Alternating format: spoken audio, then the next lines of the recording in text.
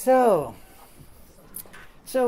Eric suggested this subject of the story of Gideon, and we decided he decided that he wanted to do the first part, me the second. And I was thinking it was going to be much more expositional, sort of looking at the literal meaning of the story and trying to draw the. And Eric did that a little, but mine is going to be much more expositional. So I hope that's okay. Now, one of the difficult things with expositing the word, and particularly one of these stories, is that there's so much symbolism. There's so many threads that you could go down, so many words you could explore. So I'm trying to thread my way here, and I hope you find it interesting, if nothing else. And feel free to butt in for clarifications if you want them. So one of the things I want to emphasize is that, we in the new church, we tend to jump to the spiritual sense because Swedenborg features the spiritual sense, and he gives us all this knowledge of symbolism, of correspondence. But it's really important not to just jump to some spiritual sense without acknowledging the letter, because the Lord's given us the letter, and it is the base, the container, and the support of any higher meaning. And we're told that those sensory images, particularly in the Old Testament, are very important to the angels and to the whole structure of creation, because creation rests right down there in the world and the physical world. And when we bring those spiritual ideas down into those sensory ideas of the letter, there's a fullness and a power that we're not even aware of that's present. And the whole of the heavens really rest in those. They can come right down through our minds and our hearts into ultimates, the most outermost things of creation.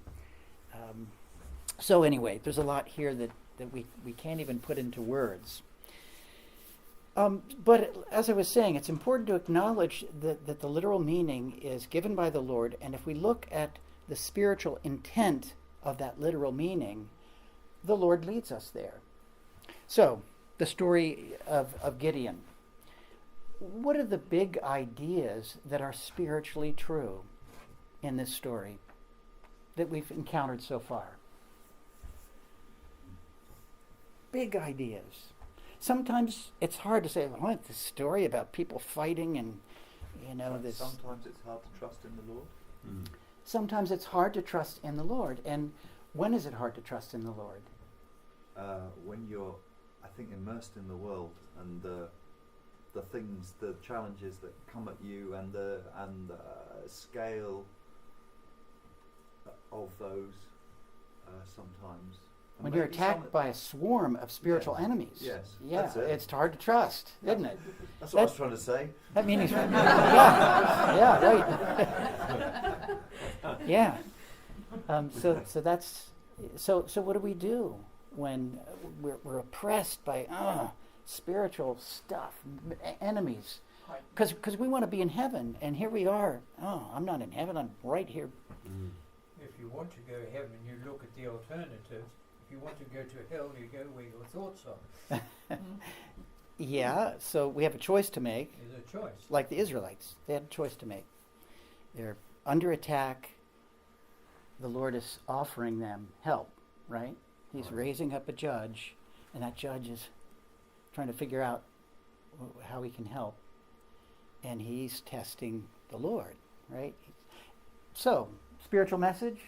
When we're attacked, we sometimes have a hard time working for trust, but the series of signs and tests are really about our spiritual process and the gradual nature of finding help from the Lord, because it doesn't come all at once, does it? It's a gradual thing, and we grow into it. We get our a sense for what we can do and the power that we have from the Lord gradually. Mm-hmm. So, anyway. The Lord is very patient with us, and he was very patient with Gideon. Well, that's true. He was. So back to my point here, and that is that the literal story gives us ideas that are spiritually true. The Lord, when we're under duress and in tests of our faith, the Lord will reach out to us. We can trust the Lord. And that message is clear in this story. But within that, there are many nuances of the spiritual sense that bring light and corroborate those basic ideas and invite us to enter into them with our understanding and to understand our spiritual life better. So, moving on here. So, I want to review the precipitating event and situation right from the beginning of chapter 6. And the children of Israel did evil in the eyes of the Lord, and the Lord delivered them into the hand of Midian for 7 years, and the hand of Midian prevailed against Israel. Children of Israel were tempted to identify with characters in the Word, but the writings for the new church teach us that the characters in the Word are not us. They are parts of us. So we have what we could call the in one person principle. In a given story of the Word, all the elements in it are in us. Those Midianites, they're in us. The sons of Israel, they're in us. The rock stones and everything else in this story are things in us in the spiritual sense. So the children of Israel are that part of us that is called by the Lord to spiritual life, and at the same time sometimes exceeds to life that's not spiritual. And that's the evil. The evil in the eyes of the Lord. The Lord never looks on us. He doesn't even see our evils. He sees our state of reception.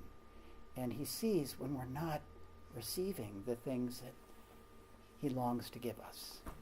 And he works with that, right? So the idea that the Lord would deliver us into the hand of our enemies is absurd in the spiritual idea. In the natural idea, that's the way it seems. The Lord's the God of everything. So when we're having a bad time, we think, okay, the Lord's put me here. Or he's testing me. That is the appearance, right? The writings tell us all the time. So there's the hand of Midian, under which we fall. And hand, of course, represents power. And those evil spirits really can prevail against us at times. The power of selfish thoughts and false thinking. So who is this Midian? Eric didn't really get into that, but we're going to look quickly at the spiritual meaning of the Midianites. It's interesting that the Midianites were actually related to the Israelites, because Midian in the Bible story is the son of Abraham by his wife Keturah, and Isaac, and the line of Israel is from Sarai. So Moses actually heads over from Egypt to the land of the Midianites, and he meets Zipporah and marries her. So the connection between the tribes is there. And what does that mean? Spiritually, there are not only the spiritual, things that the Lord is especially calling, but all the other parts of our life are brothers, and they're meant to be in alliance and to serve. So Midian has a good meaning as well as a bad meaning. So just a quick one, looking at the territory of Midian. Midian had a territory there, and this you can see where Moses, this is a map particularly showing Moses' sojourning with them. But the reality was that the Midianites were sojourners, and we see in the Bible, them appearing in different spots and at different times. In this time up here in the land of Manasseh, and they escape across the river there. But the Amalekites and the sons of the east are also nomads. So you can picture these evils as nomads. They're roaming around, and just like nomads had a bad reputation for sweeping in and being opportunists. Midian could be that way too. So, statements, little snippets from what the writings say about them. The Midianites, in a good sense, represent people in the truth of simple good. So Moses resorts with them before he leads the children of Israel out of Egypt, and that represents a state of entering into simple good at the start of our life. That's where we're at. Simple good is the good of the exterior natural self, the outer self. And we're taught specifically that the exterior natural self is comprised of the facts and the delights that are insinuated into our memory and into our desires through the 5 bodily senses. So that's where we start life, is by taking in things through the senses and feeling the pleasures of life. And those pleasures are not bad, but if we get caught up in them, they can become a problem, right? So that's what we're going to see. These simple people, the writings note, allow themselves to be easily persuaded. Because, when we're thinking from appearances and from, external things, we easily can be duped by them. We can think that, getting a snack is going to make us happy, when in fact, it has no power to make us happy. Except for a brief amount of time. except for a brief amount of time. It has no power to make us spiritually happy. I'm glad you clarified. And so because they are easily persuaded, it's easy for them to accept as truth something that's just as self-serving, or to twist the truth, falsify it, to suit them. And on the worst end, they could be people who are just worldly people and they don't care for truth. And again, let me take you back. I'm saying people, but it's part of us, right? It's something that we experience. Okay, well, moving on to the predicament. Let me sweep through the story. Eric talked about this. Here they are sweeping into the land. And it was whenever Israel had sown, the Midianites would come up, and also the Amalekites and the people of the east would come up against them, and they would encamp against them and destroy the produce of the earth as far as Gaza, and leave no sustenance for Israel, neither sheep, nor ox, nor donkey. The produce of the earth and the sheep and the ox and the donkey actually represent things in us that feed our spiritual life. And, when we're under attack, the things that we used to care about and love and enjoy thinking about, all of a sudden, it's a struggle to think about them. And we want to be there, but we just can't get there because we're struggling with this other stuff. And that's where the test comes in. Can I be a spiritual person? Or do I have to give in to all these lower states of anxiety and whatnot? So anyway, they're numerous as locusts. They would come up with their livestock and their tents and their camels without number.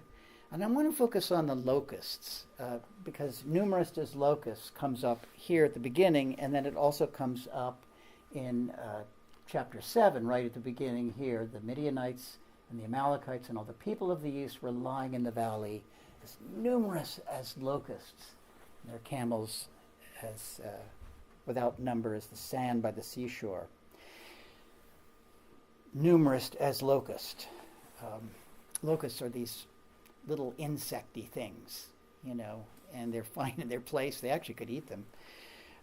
But when they're multiplied like that, they represent all these lower concerns that just start to overwhelm us. We read in the Arcana here, falsity and evil are especially multiplied in the outermost parts of the natural mind, for in it, that part of the mind, are the fallacies of the senses that originate from objects of the world and from the earth, and also pleasures from various kinds of appetites. Therefore, the multiplication of evil feelings and falsity, false ideas, false thinking, is also described by the caterpillar and the locust, as also in the book of Judges, chapter 7. So this is the predicament that they're in, and the question is, how does this state of living for pleasures, the Midianites, how does it destroy our productivity, our peace of mind? How does our preoccupation with this level of our life, how does that affect us? Have you ever experienced that? Just lower concerns, becoming overwhelming? Yeah, I think we all have. The locusts. Oh yes, Karen. Sorry, Ron, just an amusing thing in the earlier translations. I think Swinburne calls them flying baneful things. I think it's a marvelous description of a locust. Describing the locusts. The locusts. That was one of the plagues in Egypt. In Egypt. Yeah. Flying baneful things. Yeah. Someone want to read? Get someone else reading here. This passage is describing the sort of the overwhelming nature of temptation when we're in those states, and I'm applying it here to the locusts, the swarm of locusts. Someone want to read? Thank you, Carrie.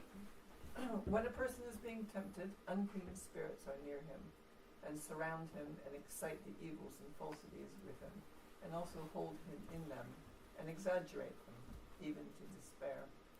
And it goes on here. Moreover, when this state is presented to view in the other life, for all spiritual states can there be presented to the sight, it appears like a thick mist exhaled from unclean places in a stench, from which it is also perceived.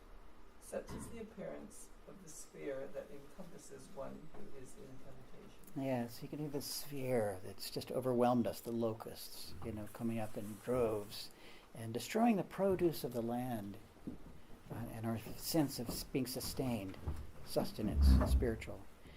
Eric talked about the caves and the dens that they made in the mountains. The mountains represent the love of self here, and the dens and the caves are the obscurity that we fall into when we're being attacked by that lower part of us. And so, though the children of Israel cry out to the Lord for help, and that crying out to the Lord, of course, is what the spiritual part of us does when we're in temptation. So, such are the Midianites and the attack. So, the Lord does give us an agent of change, another part of us, the Gideon in us, who can be raised up as a judge. And so let's look at some things about Gideon here that sort of carry his symbolic meaning. Gideon's from the tribe of Manasseh, and all the tribes in Israel have different spiritual meaning. They're all part of the land, and the land represents the heavenly self, and so each tribe has its role to play. There were two leading sons of Jacob, of Israel, Joseph and Judah. And they had the best territories. There's the territory of Joseph, sort of the heart of the northern part of the land. This was sort of the hill country of Ephraim, as it was often called, the heart of that part of the land.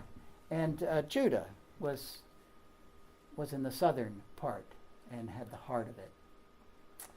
And but moving on to the Joseph tribes, he got two tribes, Ephraim and Manasseh, and these tribes represent what the writings say is the heart of the spiritual person, namely the new will and the new understanding.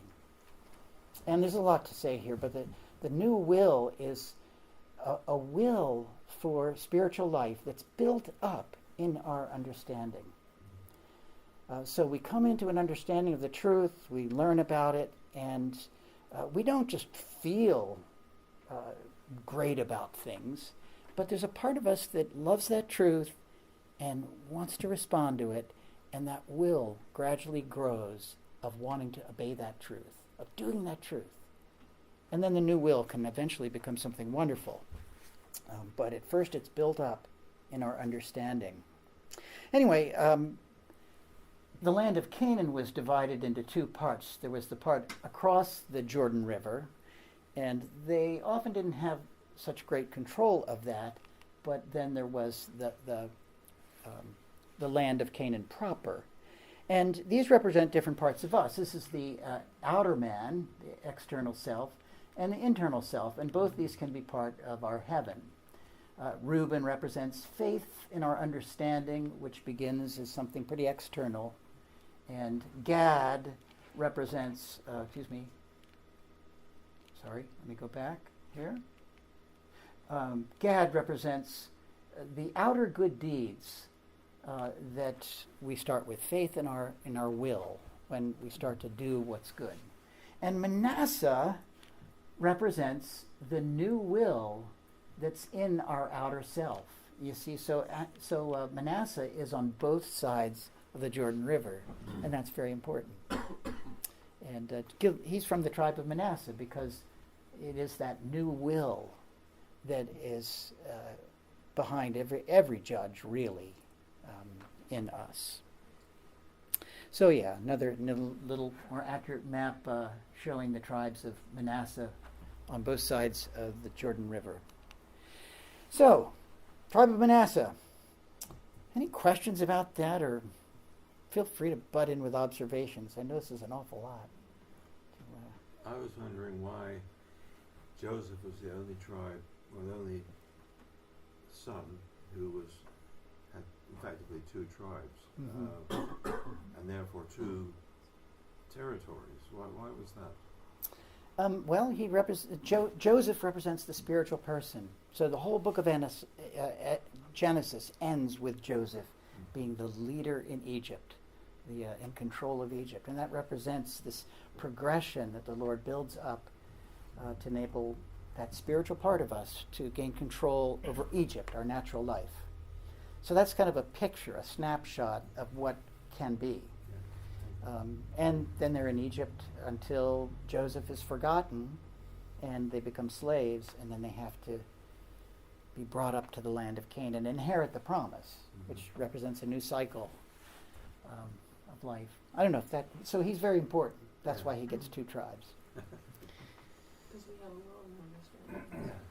Yeah. Anyway, so yeah, moving on here, we read how Gideon's testimony of himself was that why choose me? I'm the poorest from the poorest clan in Manasseh, and I'm the least in my father's house. And what do they portray? Just in general, Gideon's confession about himself. Why is that important to Gideon, the Gideon in us? So lack of confidence. Lack of confidence, yeah. You could look at that in a different way.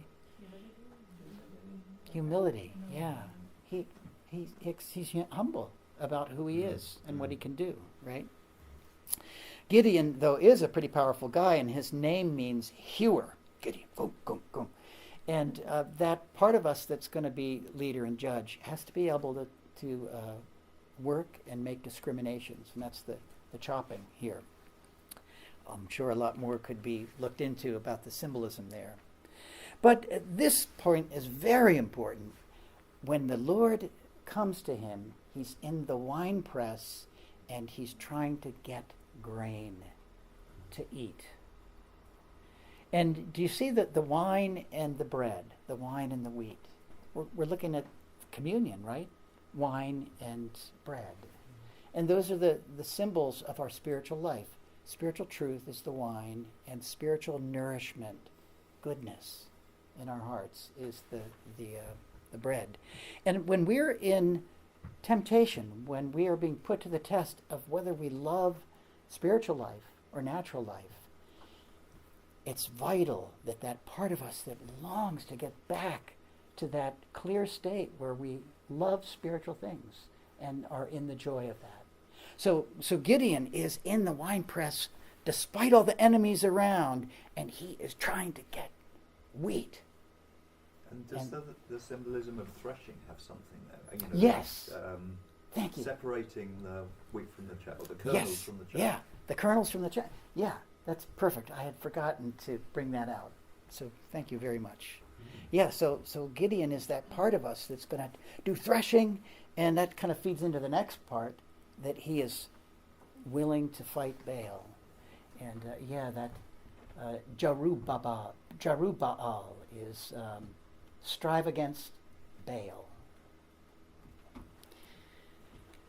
All right, so this is the part of us that the Lord calls, okay, in the winepress. And the Lord turns to this part of us and says, go, and this your might. And you shall save Israel from the hand of the Midianites. Have I not sent you? So that's what the Lord is going to raise up here. This might of yours. What might? He just said, I have no might. Exactly. It's that part of us that has no might and confesses that we have no might that's going to turn to the Lord for help. All right, chapter 7. And Jerubbaal, that is Gideon, and all the people who were with him rose early and encamped beside the well of Harod, so that the camp of the Midianites was on the north side of them by the hill of Moreh in the valley. So I'm going to, for those of you who love maps, I love maps. And I think it's so nice to have a picture of the land that all these stories revolve around. Anyway, so bear with me here. You see here the Sea of Galilee, called Chinnereth back then. And there's the hill of Moreh. And there is the valley of Jezreel that goes down to the Jordan River. There is the spring of Harod that they were camped near. And I'm zooming in here to give you a slightly better picture here. And there's the valley of Jezreel. And here is the spring of Harod that they're by. And there's the hill of Moreh. And the Midianites and Amalekites and people of the east are camped to the north of the spring of Harod, in the valley near the hill of Moreh. And Mount Gilboa rises above that valley. It's on this side of the valley. And I think that the Israelites must have been camped on that, because it talks about them looking down into the valley and seeing the troops. And I'm going to talk about that in a minute. So anyway, giving you some actual pictures here. There's the hill of Moreh. We're looking from Mount Gilboa, looking north. And there are pools that are there now from the spring of Harod. And when I was in Israel, I had a chance to walk on the stream down here in the valley of Jezreel. And it was beautiful, bubbling stream. But it starts up here in the... It used to start in the pool of Harod there. Moving around to the west and looking along the plain and down the valley of Jezreel here, you see Mount Gilboa, where they were camped, I think, and looking down into the valley. And then here's where the Amalekites would have been camped. And here, sweeping in closer to Mount Gilboa. And there's the spring of Harod somewhere in there. And then the hill of Moreh. Isn't that cool? You see that? All right. So, the story continues. And the Lord said to Gideon, the people who are with you are too many for me to give the Midianites into their hands, lest Israel claim glory for itself against me, saying, my own hand has saved me. And now I pray you, proclaim in the ears of the people, saying, whoever is fearful and afraid, let him turn and depart at once from Mount Gilead. And 22,000 of the people returned, and 10,000 remained. Now, so these are the people who can't be there for the battle. They can't help win this battle against the Midianites. And it's interesting that he says, let them return from the Mount Gilead, because Gilead is nowhere near where they are, because they're here in the valley, right? And Gilead is across the Jordan River in that area that I said earlier was from the tribe of Gad. And it represents those external delights, external pleasures that can serve or not serve. And here in this state, we can't let those 22,000 in us that are preoccupied with those external delights, they're not going to help us in this battle, right? No. So they're departing weirdly from Mount Gilead, even though that's not really where they are. But those parts are not going to help us. So the Lord says, the people are still too many. Bring them down to the water, and I will test them there for you. And it will be that whom I say to you, this one shall go with you, the same shall go with you. And whomever I say to you, this one shall not go with you, the same shall not go. And he brought the people down to the water, and the Lord said to Gideon, everyone who laps from the water with his tongue as a dog laps, you shall set apart by himself. Likewise, everyone who gets down on his knees to drink. And the Lord said to Gideon, by the 300 men who lapped, I will save you, and deliver the Midianites into your hand, and let all the other people go, every man to his place. Has this ever struck you as kind of odd, this lapping like a dog with your hand? I mean, don't those guys look more like dogs? You know, bending down. It's the ones who lap with their hands. Which ones are chosen? Only the ones that lapped with their hands, like Bringing this it guy. up to the mouth. Yeah, yeah, Okay, instead Yeah. of going down. yeah. Yeah. And you know, I've heard speculation over the years. Oh, these guys were looking around at the enemy, you know, and were vigilant, and therefore they were chosen. But you know, I don't know. Lapping like dogs. But there's a spiritual reason, because a dog represents the appetite for things, the natural appetite for things.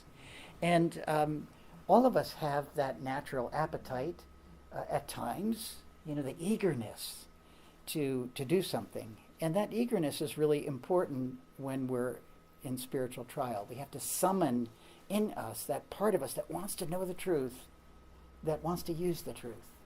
And that's the lapping like a dog. And using and exercising your power to do that. And spiritually, the hand is the power and the effort that we make. So Is that one of the few places where dogs are mentioned and it's actually a positive meaning? Because it seems like usually, you know, like Yeah. Jezreel blood being lapped up by the dogs. yes, You know, yeah, Very pejorative. yeah. Yeah. Yeah, dogs are curious creatures because they're sometimes given a good meaning and sometimes a bad, whereas most animals are either bad or good in the writings, anyway, the way they describe them. So, anyway, moving on here. So, yeah, let everyone else go to their place. But, of course, this also is about the Lord not being able to use everything in us to fight spiritual battles, particularly if they're things that we're invested in and are going to count. Okay, that's me. I'm doing that. I got the power to do that. But no, it's just these guys. So the Lord took provisions in the people took provisions in their hands and their heart and their trumpets, and he sent away all the rest of Israel, every man to his tent, and retained those 300 men. The writings give meanings to numbers, and 3 is complete, full. 100 is often the remnant states in us that the Lord saves up, the little tastes of heaven, which are called remnants or remains. But they're the part of us that the Lord's saving and is going to bring in when He's ready to work for us and to bring heaven. So the 300 represent those things that the Lord can use and has given us. Well, I want to move on to this next and spend a little time on this, because this phrase, I think, is so important in our spiritual life. The camp of Midian was below Gideon, in the valley. Okay, Gideon's that part of us that is aspiring to spiritual things and to lead us. And it's humble, and it's able to see the realities in our life, even though those realities are not flattering, right? So this internal self is Gideon. And he's looking down in the valley, and he's seeing all those Midianites there. They're overwhelming in a way, but he's got this perspective on them. And this part of us is something that we really need to get clear on. We don't realize that we've got these different voices in us, the outer voice and the inner voice, and we're confusing them all the time, and we're thinking, oh, that's me. I feel bad. I feel greedy. I feel like I need to do this. No, that's a part of us. Because there's another part of us that can look at that and say, no, wait a minute, I've got a choice here. That part of me feels that way, and this part of me has loved this, and that's what I want to go for. Well, anyway, I have far too many passages here to share with you, but I want to show you how the writings talk about this all the time. Our internal self enables us to see objectively, clearly, apart from lower persuasions and inclinations and desires. A person is able to look from within into the things in himself which are below. We can observe the evil and falsity in our external self that's in conflict with the good and truth in our internal self. We can survey our lower thought. We can look down on it. We can, from that interior thought, view our external thought and reflect on it. Isn't that amazing? It really is amazing that we can do this, stand apart from ourself. The interior can perceive what takes place in the exterior. Moreover, those who have conscience can do this and are accustomed to do it. For when anything contrary to the truth of conscience flows into the thought or into the endeavor of the will, they perceive it. I'm going to jump here a little. You see more and more the writings talk about this. So, the internal self enables us to assess and to respond from that higher love, those higher values. So, we can feel grief because our exterior self is feeling and thinking contrary to conscience. We can be sad. We can feel indignant. We can desire that those things in the external self which disagree with the internal be separated. And sometimes we can feel that way to such a degree that we're angry with the evil and we desire to expel it. Again, our internal self enables us to act against and also to work with our external and bring perspective, bring enlightenment, to bring guidance, to bring discipline. So we have this power.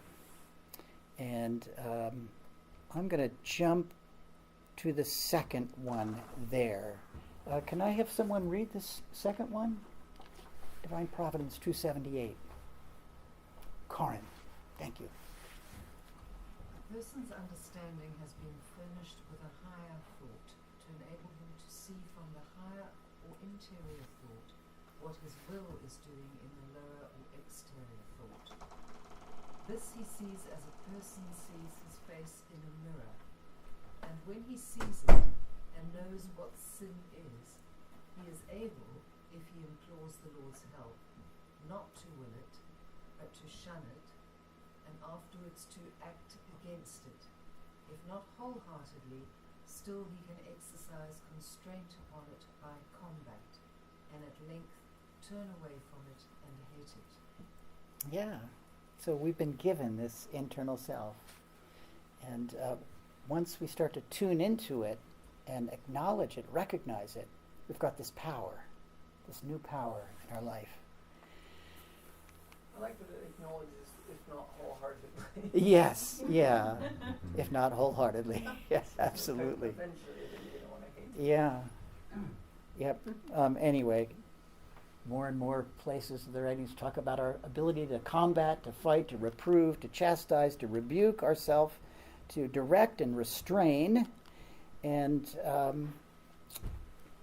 from thinking, we can exercise our will, control the natural mind's yearnings, and when one is carried away by desires, one is able to reflect upon them and restrain them, that is, get them under control.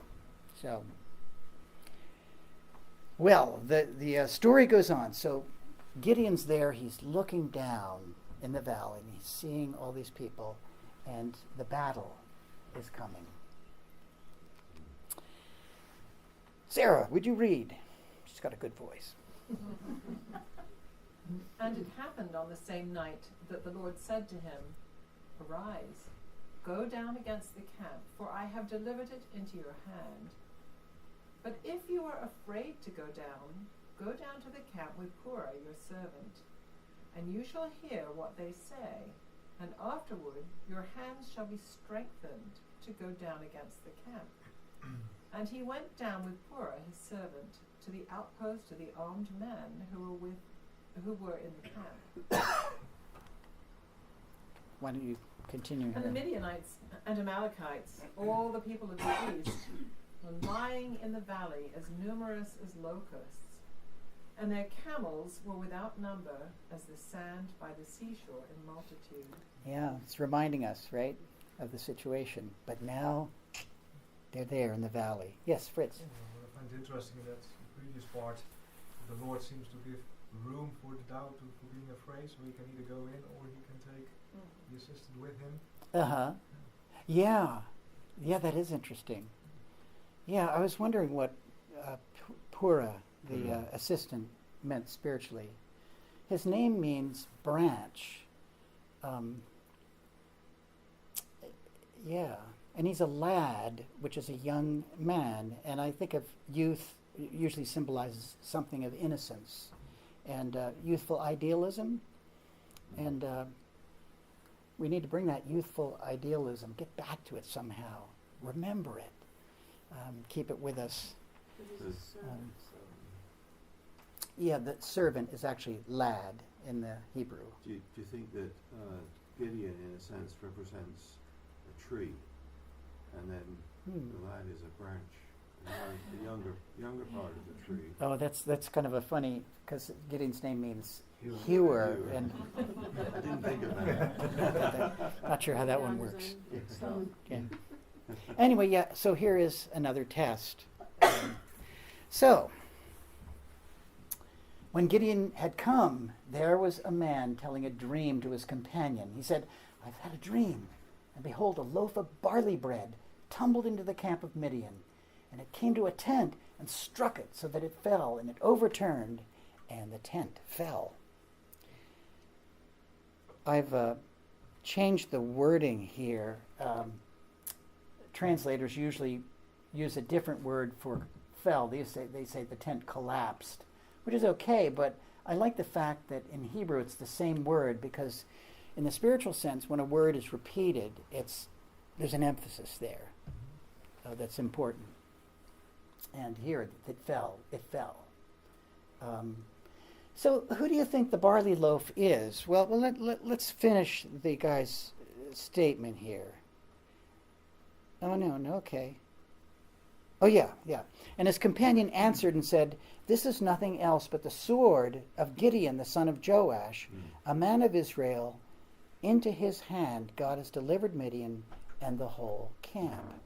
So the barley loaf rolling down and knocking over the tent, that's Gideon, the sword of Gideon. It's interesting because the writings actually explain the barley loaf as being those external delights and pleasures that are the problem. And they knock over the tent because what is it that destroys evil? Is it? It's evil that destroys evil, isn't it? The Lord never punishes anyone. Our evil punishes us. The consequences of that selfishness is really what does us in. And we're going to see that the follow-up in the story of how that's true. But anyway, I think maybe the barley loaf also Represents, Gideon. That's surprising. Like a dual. I was thinking, I was thinking barley loaf. Oh yeah, well that's a bundle of goodness Mhm. coming down the hill. Yeah. And to hear it as what is it about that then that has this almost opposite connotation here? Because it feels good, but it's not good. An appearance of good, maybe. Yeah. Yeah. Uh-huh. Well, the evils, the perception is that the good is destroying it.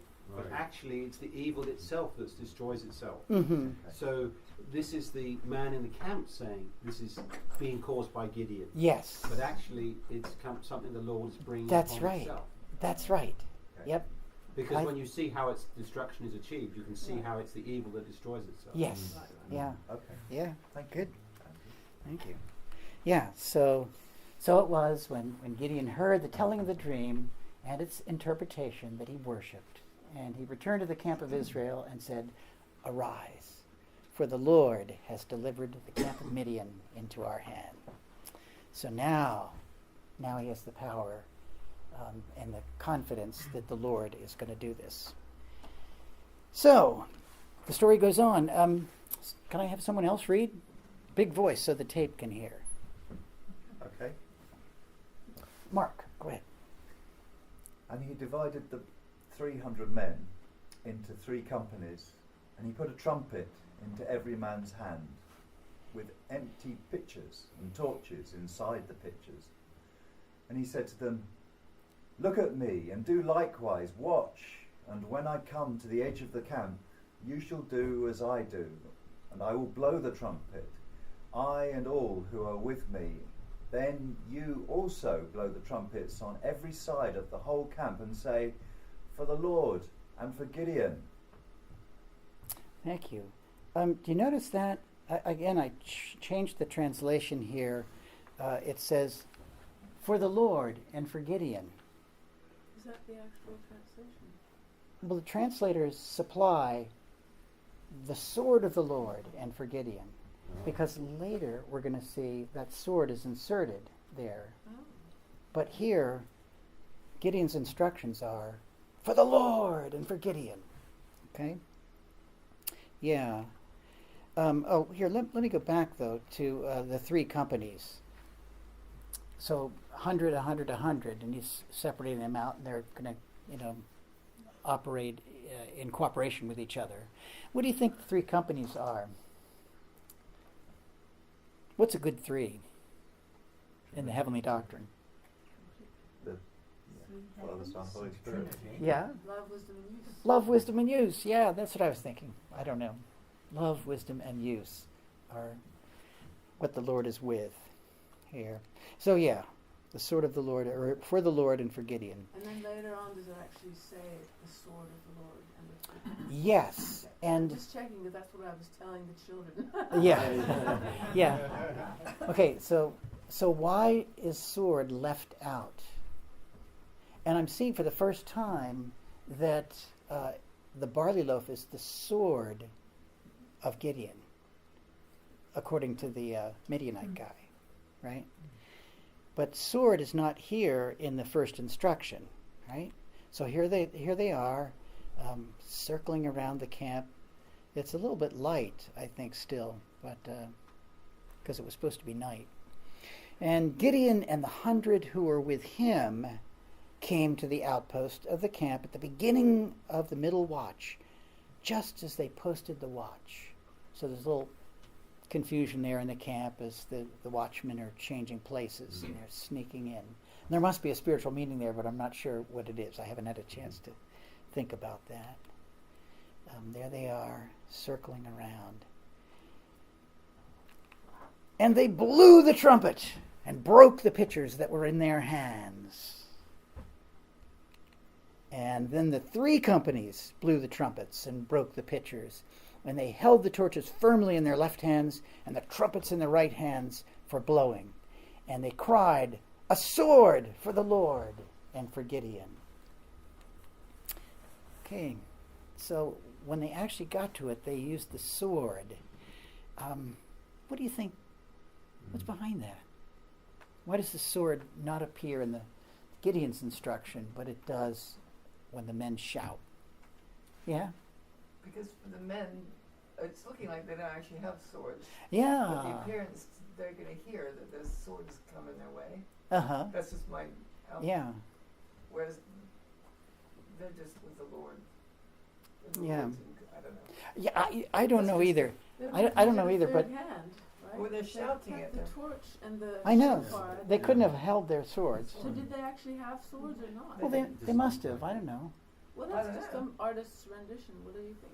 That's a big trick, Yeah. Blowing the trumpet, holding the pictures, and shouting that we have swords, but it's night, so they can't see they have swords. Yeah. You'd think they'd have swords Well, at the ready. so what is a sword? A sword is not a very nice thing, is it? It is Well, it a can be. weapon. It can be the Lord's truth. Yeah, the truth, yes. Yeah, Acting. it can represent the Lord's truth. Yeah. What is the function of truth in our life in reference to evil? To identify it. To chop it. Uh-huh. To kill it off. Yeah, to make distinctions. And does the sword of truth kill evil? Yes. Yes and no. Yes Yes and and No, no. it Well, I- sets it up. Yeah. It sends it Sets up the running. truth, it states Yeah, it. well, it's an interesting point because I think that often we're to think, the sword of truth kills evil, and It sends that's it running. good. I wonder here whether sword is an addition by the men because they represent a human response to what the Lord's doing. Because you see, the Lord is doing it, but we are doing it as though of ourselves. Right. And when we do that, we bring things in. We add things to what the Lord's trying to do. Because we're finite and we've got a lot of ignorance and a lot of misconceptions still. And Fritz, help us. This appearance of and for Gideon here, is it also related to as of self? You can't do something just only for the Lord, and there needs to be something Yeah, okay. of self in the action. Yep. Yeah, maybe it's the fact that we have to engage ourself and what we have Mm. in order to fight. And what does the light represent? The light of the torches. Why was the torch in a pitcher? Yeah. And why did it picture Hide it. Yeah, the light is hid in the pitcher, right? And the pitcher represents a vessel, and the vessels in our mind are ideas, knowledge that we get that carry meaning. And the enlightenment that comes from truth is more than just knowledge. It comes when we see the truth. When we understand the truth, boom, the light comes on. Yeah. And so the breaking of the pitcher is really a coming to understanding that enables our evils to be seen clearly and ejected from our life. And it's interesting that it's terrifying to the Midianites. Yeah, and it's terrifying to the Midianites. Yeah. Well, I have a passage here on the trumpets, the shofars, because the blowing of the trumpet is such a loud sound, and I forgot my horn. It's up in my room. I have a little ram's horn, and it makes an awful high, piercing sound. So you're lucky that I'm not Take blowing it it. on our wall. Okay, Do okay. it on the wall. Actually, I'll show you later. So you need a bigger one to get a better sound. But it is a very penetrating sound, and that represents influx. And as this passage points out, there are a number of places in the word where trumpets are mentioned. And the shofar was a horn, a ram's horn, so I don't know if that's very legitimate. But anyway, they used it only in battle Yeah. and for calling out, for instruction in military kind of.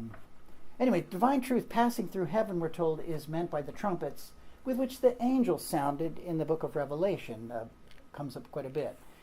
The divine truth from heaven was also represented by the 7 trumpets with which the 7 priests sounded before the ark, before Jehovah, when the walls of Jericho fell. Piercing truth. Also, it's meant by the trumpets with which the 300 men who were with Gideon sounded round the camp of Midian, Amalek, and the sons of the east. The reason why the trumpets achieved that effect was that they represented God's truth passing through the heavens. This truth is such that it perfects the good but destroys the evil. It perfects the good because they receive the divine goodness that's present within the truth. But it destroys the evil because they do not receive the divine good that's present there. All they get is the truth, and that seems to condemn them. And the passage concludes, the walls of Jericho meant the falsities that defend evils, and Midian, Amalek, and the sons of the east, around whose camp Gideon's 300 men blasted their trumpets, meant those immersed in evils and in the falsities arising from them. So yeah, we talked about the light shining out from the broken pitchers, and the call, a sword for the Lord and for Gideon. So yeah, that sword intrigues me there. Any other thoughts on the sword? I really liked what Fritz had to say. Is it for? Oh, interesting. I've heard Yeah. the conversation, the sword of the Lord and of Gideon. Yeah, So I don't- in Hebrew it's a lameth, which means to or for, or I guess of. So it can be translated different ways, but the sword to the Lord and to Gideon, or for the Lord and for Gideon. This is what the Kempton translation has for. So I went with that. Anyway, looking at the state of temptation and the fact that we need to let the Lord overcome, because He alone can do that. So, I just read a number that said, okay, it's not that one, is in your counter where it says something about in temptation the Lord fights for a person and with them. I always like that. Yeah. Maybe Yeah. there's the sword as truth, but the light as truth as well. So Yeah. it could is almost the torch a symbol of a sword in that sense. You know, it's a light Yeah. truth. Yeah. Similar correspondence Mhm. there from both. So whilst waving a sword in the air wouldn't actually scare anybody very much in the dark, having a light up there Yeah. and that shining in that medium is actually Yeah. more powerful in terms of Yeah. putting the frighteners on the Yeah. or addressing those evils at that point. Yeah, that light in heaven exposes their evils and shows them for what they are, and I put myself, makes it impossible for them to. I put myself in the position of the Midianites. It's night, Yeah. and all of a sudden there's this horrific noise all around them, and they get up and they can't see because it's daylight. Yep. And then the people shouting about the swords. Mm-hmm. They can't see the swords either.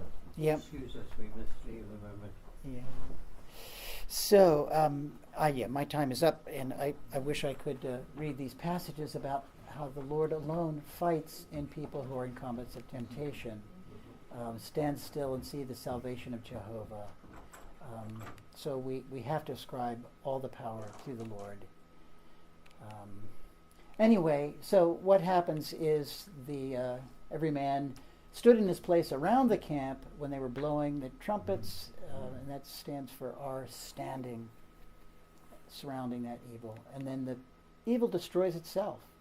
The whole army ran and cried out and fled, and the 300 blew their trumpets, and the Lord set every man's sword against his companion throughout the whole camp, and the army fled to Beth-Acacia towards Zerorah, as far as the border of Abel Meholah by Tabath, and they were chased out and across the Jordan River, and the men of Israel gathered together from Naphtali, Asher, and all Manasseh, and they pursued the Midianites, and there they are going toward Zarethan, and then by Abel Meholah across to Tabath.